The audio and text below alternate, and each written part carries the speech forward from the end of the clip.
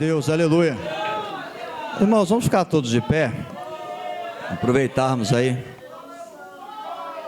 Glória a Deus. Vamos abrir a palavra do Senhor em 1 Crônicas, capítulo 21, de 1 a 4.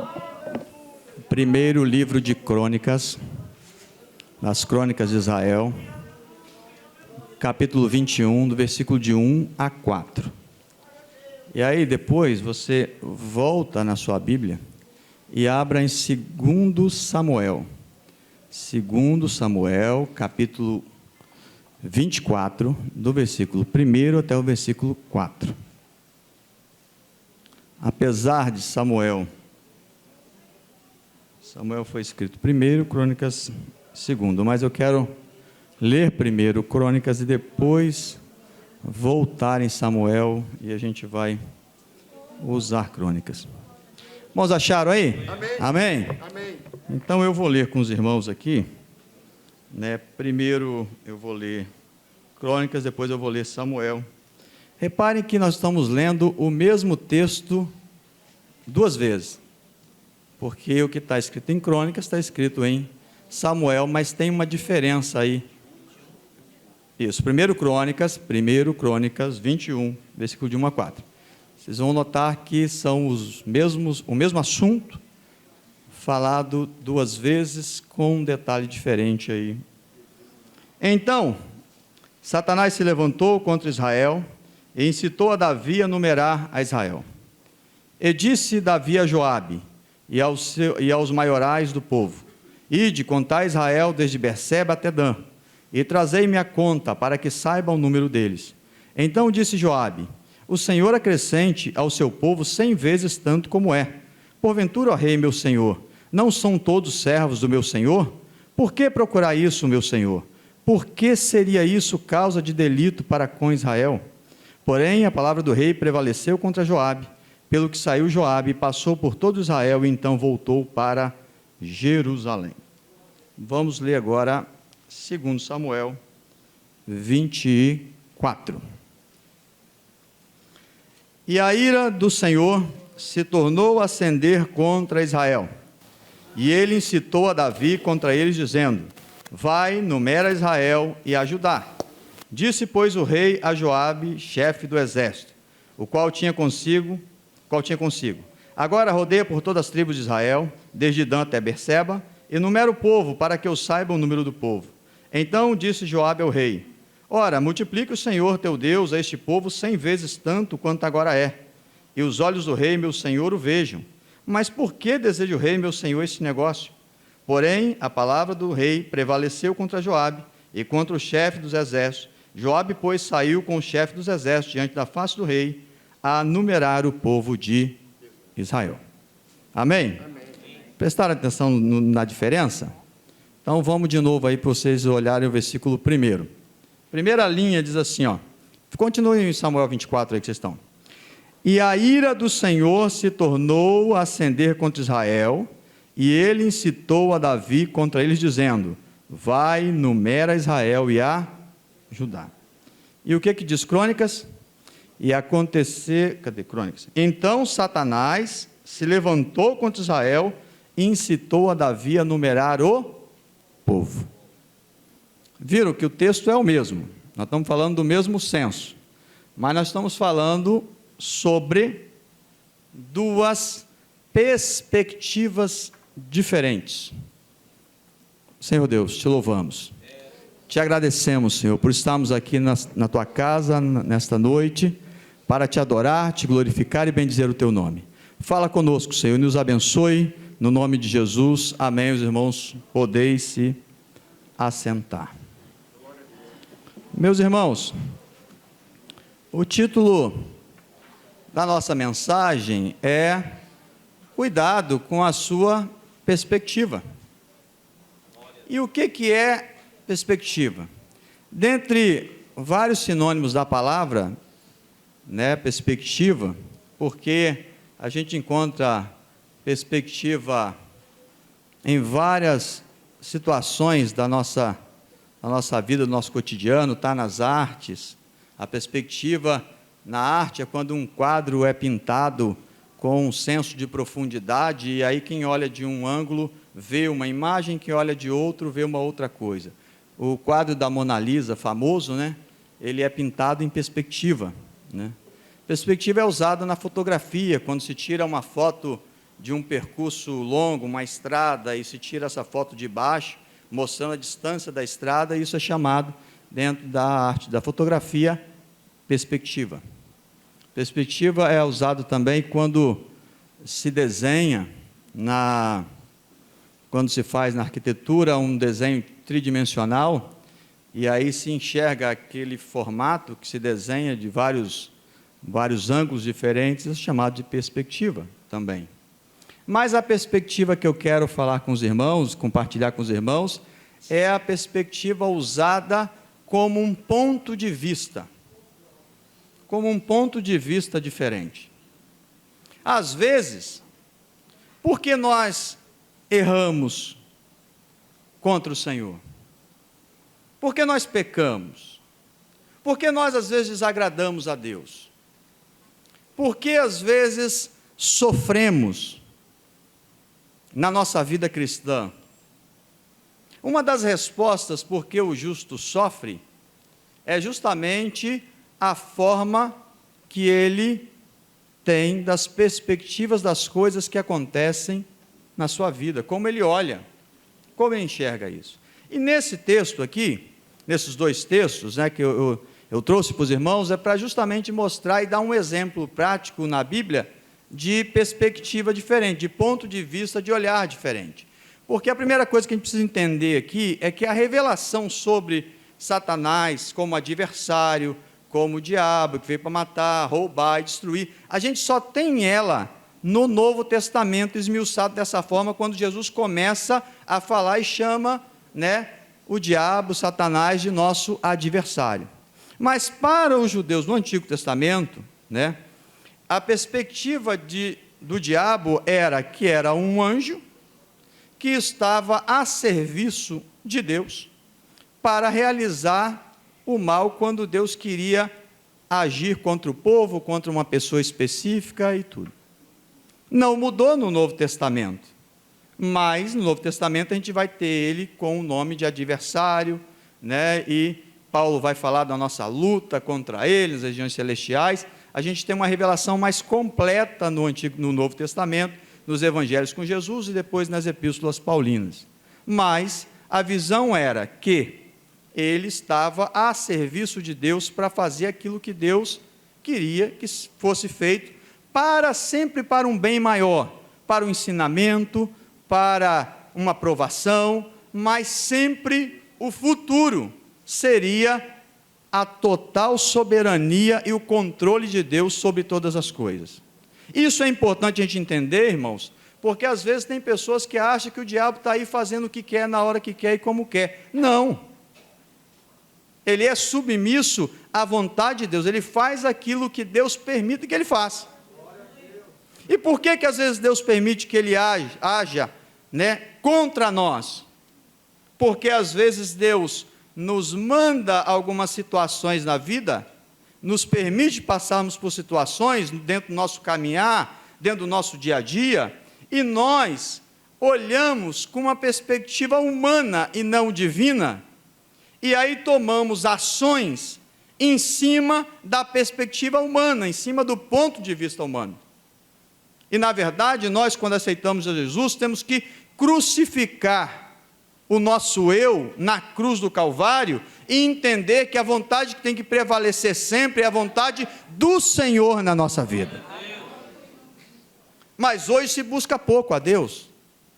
Por quê? Porque a gente já tem um Deus enlatado no TikTok, já tem um Deus enlatadinho, né, no WhatsApp, no Twitter, no Instagram, no Face. Então a gente ouve de Deus aquilo que a gente quer ouvir, a gente recebe de Deus aquilo que a gente quer receber, aquilo que afaga a nossa alma, aquilo que massageia o nosso ego, aquilo que é legal, e não aquilo que Deus realmente quer falar, e não aquilo que Deus quer realmente que nós entendamos da parte dEle, para a nossa vida, para a igreja, para a cidade, para a nação.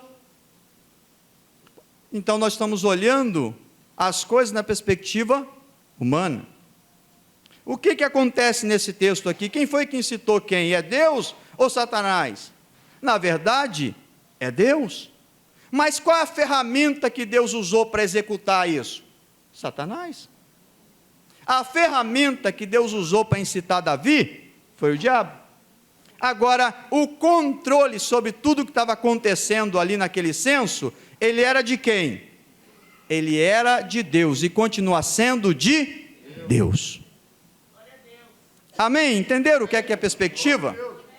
E aí nesse texto aqui, então agora esqueça a perspectiva e eu quero que você caminhe comigo dentro desse texto. Dentro desse texto, na perspectiva de Davi, que tinha acabado de vencer diversas batalhas, estava já no final da vida do seu reinado de 40 anos em Israel, o maior rei da história de Israel até os dias de hoje, o mais lembrado, o mais reverenciado, o mais respeitado, tinha ganho diversas batalhas, diversas guerras, construído várias cidades, conquistado vários povos, cumprido tudo aquilo que Deus determinou para a vida dele, fiel à missão que Deus deu para ele. Agora ele está no final da vida. No capítulo 23 de Samuel, ele escreve uma letra de uma música, de uma poesia, e a Bíblia vai falar que são os últimos dias dele. Já está na sua velhice, mas de uma forma abençoada. E às vezes, irmãos, quando nós começamos a achar que somos alguma coisa, a perspectiva que nós olhamos a vida é diferente, porque a gente começa a imaginar que somos alguma coisa, e continuamos não sendo nada, apesar daquilo que conquistamos diante do Senhor. Não é porque eu canto hoje, que eu sou alguma coisa, não é porque eu prego, que eu sou alguma coisa, não é porque eu tenho a oportunidade de tocar ali um instrumento, que eu sou alguma coisa, ou sentar no púlpito, que eu sou. Na verdade, eu estou numa missão determinada por Deus, e eu só sou um vaso nas mãos de Deus. Mas quando a gente começa a achar que somos alguma coisa, aí nós deixamos a perspectiva humana reinar, colocamos a divina de lado, e aí começamos a agir segundo a nossa carne, segundo a soberba da vida, segundo as nossas concupiscências, porque somos mal por nascença, irmãos. Ninguém aqui é bom, ninguém aqui pode se achar como sendo justo diante de Deus, sem a justificação do Calvário. Quando Deus nos torna justo pelo Calvário, é porque tem uma lente no meio, chamada Jesus de Nazaré, que aí filtra o seu pecado, filtra o meu pecado, aquilo que nós cometemos. Paulo vai falar isso em Colossenses, quando ele diz que ele retira o pecado do meio de nós e crava na cruz. Nós só somos alguma coisa por causa da cruz de Cristo, nós só somos alguma coisa por causa do sacrifício do Calvário, nós só somos alguma coisa porque o Senhor um dia teve misericórdia de nós, foi à cruz do Calvário, tomou o seu erro, o meu erro, e cravou na cruz. Mas quando Davi achou que era alguma coisa, então o que ele fez? Eu quero saber quantos guerreiros eu tenho. E aí, nesse censo, se eu fosse ler com os irmãos com mais detalhe, ele fala assim: olha, eu quero saber quantos de 20 anos acima até 60, porque essa é a idade de quem vai cumprir o serviço militar. Joabe demora 9 meses e 20 dias. Quem era esse tal de Joabe aqui? Era o chefe do exército de Israel, quem estava com Davi nas batalhas, fiel a Davi, dava a sua vida pelo rei. Então quando o rei fala, quero fazer um censo, Joabe sabia que aquilo era condenado pelo Senhor, e aí ele começa a argumentar: Senhor, não são todos servos teus? Para que contar? Para quê? Para que provocar o Senhor e trazer esse pecado para Israel? Mas a Bíblia vai falar no versículo 3, e a palavra do rei prevalece sobre Joabe. Joabe argumenta, mas não desobedece. Ele argumenta, ele coloca a opinião dele, mas o que prevalece é a palavra do rei, do rei Davi. Prevalece a palavra do rei. E aí ele sai para fazer o censo. Meus irmãos, nós temos que ter cuidado quando Deus usa pessoas que nos amam, que estão próximas de nós, para nos alertar, para nos aconselhar. Vamos parar de achar que a perspectiva que a gente olha as coisas é a verdade. Verdade suprema só tem uma, se chama Jesus de Nazaré, que disse: eu sou o caminho, eu sou a verdade e eu sou a vida. O resto é tudo verdade relativa. A sua verdade é tão verdade quanto a minha verdade. Isso é verdade relativa, relativismo. Só que isso não serve para Deus. A verdade relativa, ela só vai na perspectiva humana, não vale na divina, porque quando Deus fala que o que Ele diz é verdade, aí não se discute. Mas o problema é que às vezes nós não queremos ouvir a verdade, nós queremos ficar com a nossa verdade, é a relativização da verdade. Na época de Davi, ele tinha à disposição Gade e tinha Natã, 2 profetas, e quando ele chamava, ele perguntava assim: Deus quer que eu faça isso? E Deus respondia na boca do profeta na hora: faz que eu estou contigo, não faz que eu não quero. Era assim que funcionava, porque não tínhamos palavra escrita, nessa época, para consultar. Então, o ministério do profeta era atuante como uma voz divina presente pontualmente naquele momento. Mas por que Davi não foi perguntar a Gade e nem ao profeta Natã qual era a vontade dele antes de realizar o censo? Porque é muito mais cômodo para nós, quando abandonamos a perspectiva divina e queremos que a nossa prevaleça, é muito mais cômodo nós não querermos buscar a Deus. Vai que Deus diz não, né? Vai que Deus diz que não é para fazer. Vai que Deus diz que não é do agrado dele. Vai que Deus diz que eu não estou contigo nesse negócio. Vai que Deus fala assim: esse namoro não é meu, né? E aí os meus sentimentos, como é que ficam? Como é que fica a perspectiva que eu criei de certo? Como é que eu convivo com o não? Como é que eu vou conviver com uma perspectiva divina dizendo que o que eu estou fazendo ele não se agrada, e se eu permanecer naquilo, a mão dele vem sobre mim? Por isso que não se lê a Bíblia hoje. Por isso que é mais cômodo viver de mensagem de caixinha de promessa, né? Onde só tem, você tira a benção. A caixinha de promessa hoje é o TikTok. Curtinho, né? E só benção. Antigamente tínhamos caixinha de promessa. Eu sou da época da caixinha de promessa, né? Quem é da época da caixinha de promessa? Amém. Glória a Deus, tá vendo? Não estou sozinho, né? Meus irmãos, hoje, o grande problema dos nossos dias é a urgência que nós temos para tudo. Antigamente, se escreviam carta. A carta demorava uma semana, dependendo do lugar, 10, 15 dias para chegar. Aí quando chegava a carta, você tinha que esperar a boa vontade da pessoa ler e a boa vontade de responder, para você receber daí a mais 10, 15 dias de novo, e saber a notícia que você queria saber da pessoa.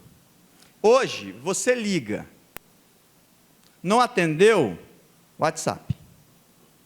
Se não vê os 2 tracinhos azulzinhos, já começa a murmurar.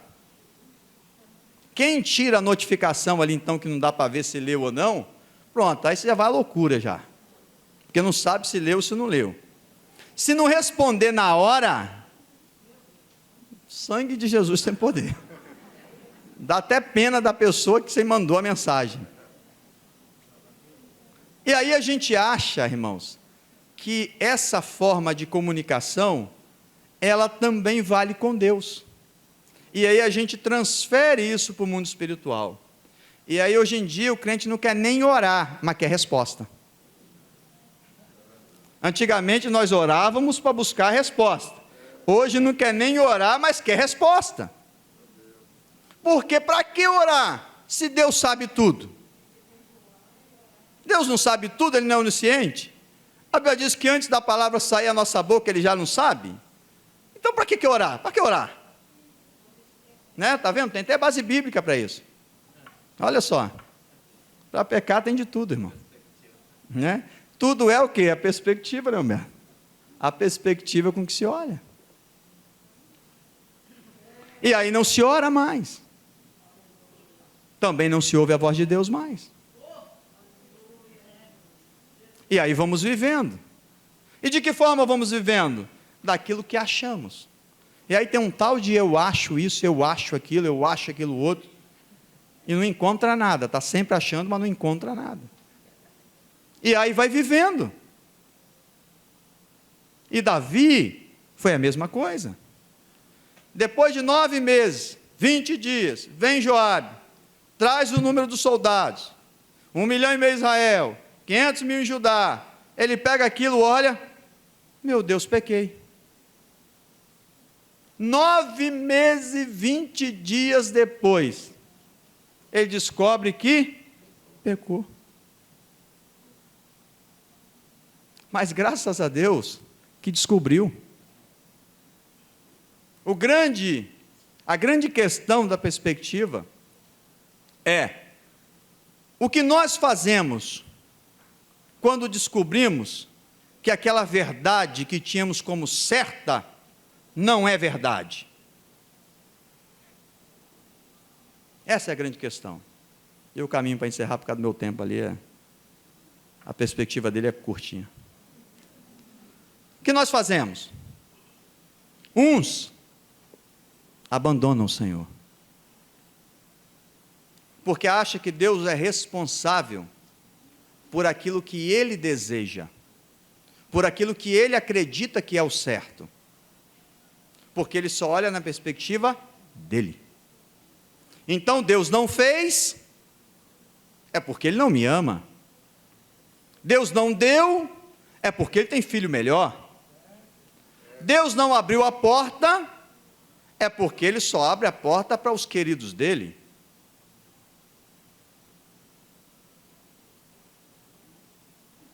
E aí desvia. E aí abandona o Senhor. Porque limita a sua existência a essa terra.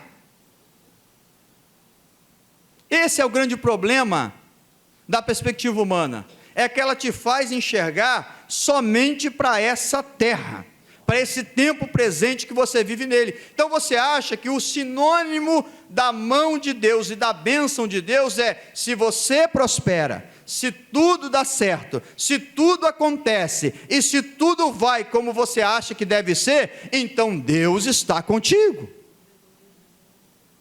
Mas não é assim, irmãos. Porque o próprio Jesus disse que nesse mundo teríamos aflições. A perspectiva divina é diferente da nossa.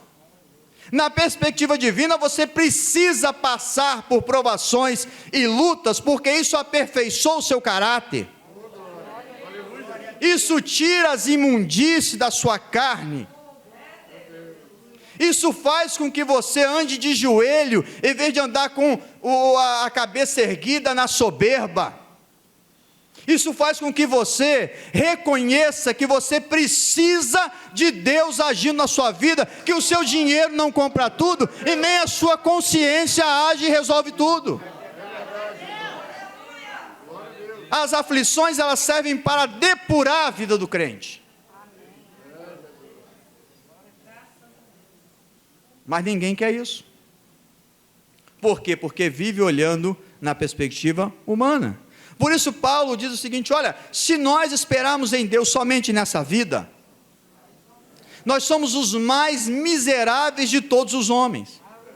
Se você olhar e achar e entender que Deus se limita à sua existência nessa terra, você é pior do que o maior miserável que já viveu nesse mundo. É o que a Bíblia diz.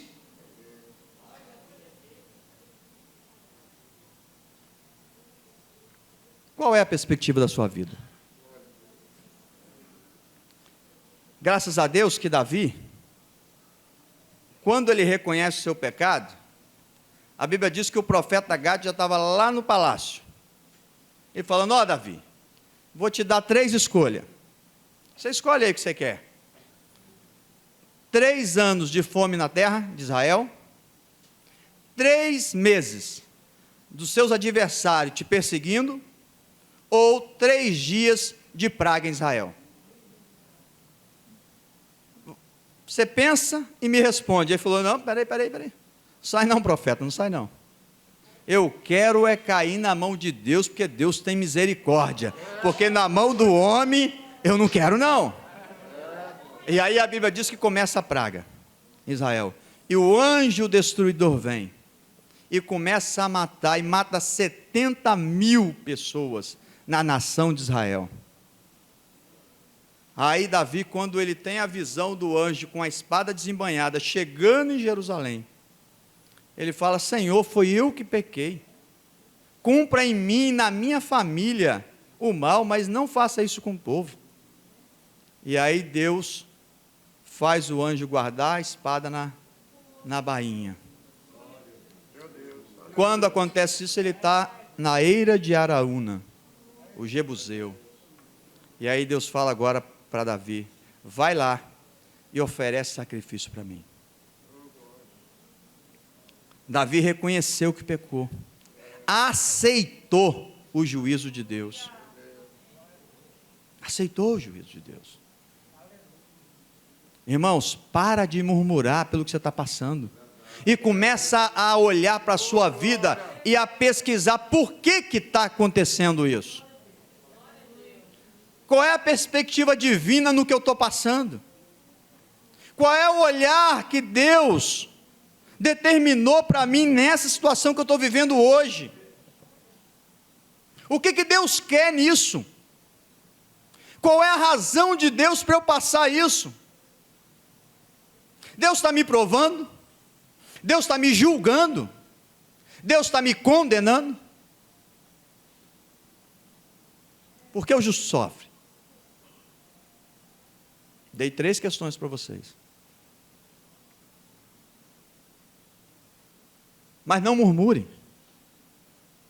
Não murmure. A Bíblia diz que Davi, então ele vai, chega lá na casa de Araúna, e quando Araúna o vê, sai correndo, se dobra aos pés do rei, fala: rei, o que o senhor quer aqui na minha casa? E Davi fala: eu vim comprar a sua terra, porque eu quero sacrificar o Senhor, para que a praga cesse em Israel.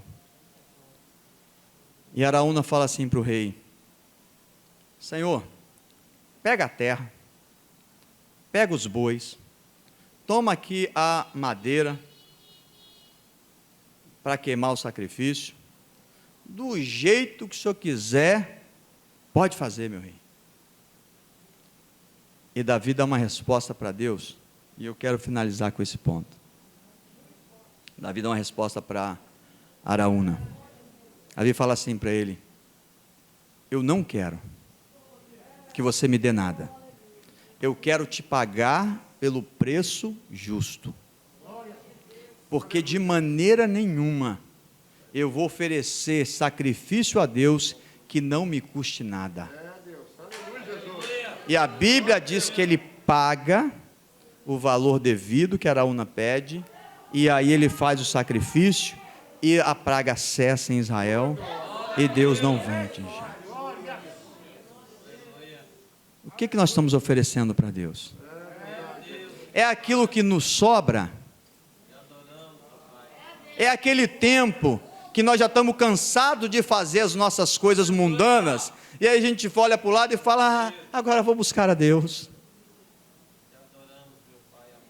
Será que aquilo que você vem ofertar para o Senhor te custa alguma coisa? Ou você vem ofertar aquilo que custa ao irmão? Mas a você não te custa nada. Será que você vem à igreja só no tempo que te sobra? Só para ouvir louvor bonito, ouvir os músicos tocarem aqui tão lindamente, os irmãos cantarem tão bonito, ouvir uma palavra boa, né, que vai te fazer bem? Será que nós transformamos a igreja num clube social? Porque lugar bom é a igreja, irmão, bom para criar filho, onde todo mundo te chama de irmão, todo mundo te dá a paz, só música bonita. Tem melhor lugar do que esse? Não tem. Mas é só isso? Ou te custa um sacrifício de louvor a Deus, adoração? Será que você consegue acordar na madrugada para orar? Será que você consegue abrir a Bíblia e passar tempo lendo para Deus falar com você o que Ele quer para a sua vida? Será que você consegue abandonar o café para jejuar, para oferecer sacrifício ao Senhor? Ou não, eu não aguento viver sem o meu café. Não, Deus me livre de perder um tempo de oração. Não, eu não consigo ler a Bíblia, me dá sono.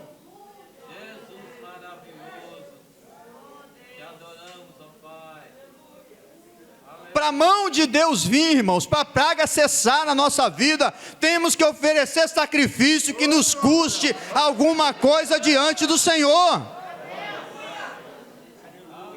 Senão não vale, senão não tem valor, se não nos custa nada, não tem valor nenhum. Só valorizamos, irmãos, aquilo que nós investimos alguma coisa. Assim é o ser humano. E Deus quer ver isso de nós. Vamos colocar todos de pé. Glória a Deus. Aleluia, Jesus.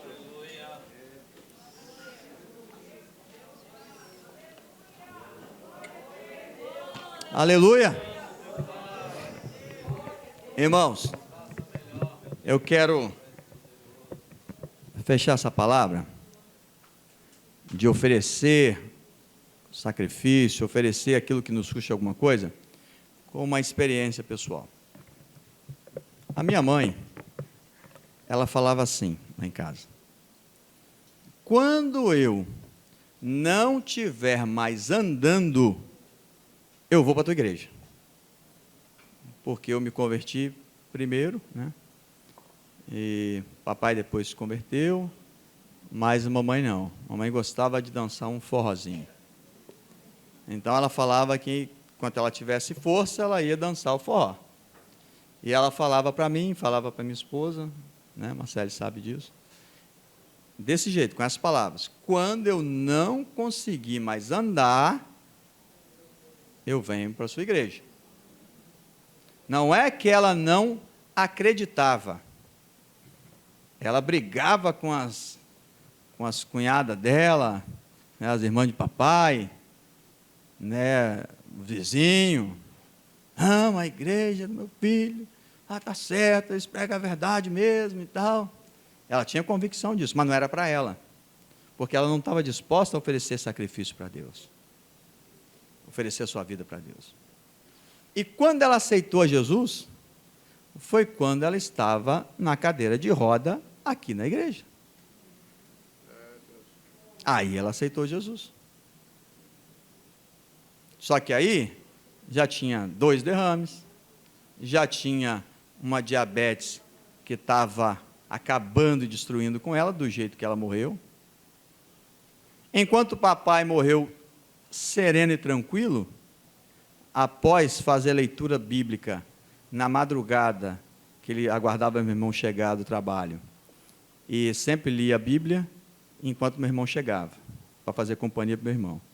Ele deu um derrame cerebral, a Bíblia estava aberta, né? E ele não sofreu. Mamãe demorou 3 anos entre o primeiro derrame até a morte. E sofreu, irmãos. Sofreu. Perdeu um dedo, perdeu um pé, perdeu o tornozelo até o joelho, depois foi para o outro, teve derrame. No final, não dava para conhecer a minha mãe. Você via ali uma pessoa, você sabia que era, mas não tinha nada a ver com a pessoa forte que ela era, saudável, assim. Ela era uma mulher muito forte, muito dinâmica, muito trabalhadeira em casa. Não tinha nada a ver com a minha mãe. Nada a ver. Mas foi por quê? Ela escolheu. Ela escolheu. Ela olhou a vida dela com a perspectiva de que forró resolvia o problema. Era o que ela queria. É a perspectiva dela. Meu pai escolheu outra perspectiva. Servir ao Senhor. Glória a Deus. Sempre, irmãos, vão estar diante de nós isso. Você pode ser um crente cheio do Espírito Santo. É só você olhar a sua vida e caminhar nessa perspectiva. Eu quero ser um crente cheio do Espírito Santo. Eu quero ser fiel. Eu quero servir a Deus com sinceridade. Eu quero fazer a diferença nesse mundo. Eu quero fazer a diferença. Eu quero deixar um legado de servo de Deus nessa terra. E aí você caminha assim. Para isso, você vai sempre buscar a vontade do eterno na sua vida, não a sua. Porque o coração do homem é enganoso, a Bíblia diz. Aquilo que você deseja, que você acha que é o melhor, não é melhor. Melhor é o que Deus tem para a sua vida. Glória a Deus. Quando você caminha com essa perspectiva com a sua vida, tudo vai bem. Por isso eu queria pedir a vocês que curvassem a cabeça agora. E queria fazer um convite. Se tem alguém no nosso meio que veio nos visitar, que ouviu essa palavra, que entendeu aquilo que foi transmitido aqui, quer fazer uma aliança com o Senhor, que quer dar um passo para o Senhor, que quer ter a sua vida mudada, transformada, faz um sinal com a sua mão para cima, assim, para a gente conhecer e orar pela sua vida, para que Deus te dê força, Deus te capacite, Deus te dê vitória. Se tem alguém que veio aqui, nunca tinha vindo antes, ou estava afastado dos caminhos do Senhor, enfraqueceu na fé, perdeu a perspectiva divina na sua vida, faz um sinal com a mão para mim te conhecer e orar por você. Se tem alguém aqui nessa noite nessa condição. Tem alguém? Levante a mão aí e a gente vai orar. Se não tiver ninguém, tem alguém aqui. Alguém aqui. Já está servindo o Senhor, serve o Senhor há muito tempo, mas precisa mudar o rumo da sua vida. Porque sabe que a maneira que está vivendo, Deus não está se agradando e também não alcança as bênçãos de Deus que poderia alcançar.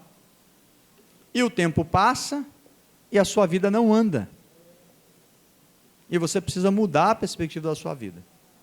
Eu queria te convidar a você vir à frente.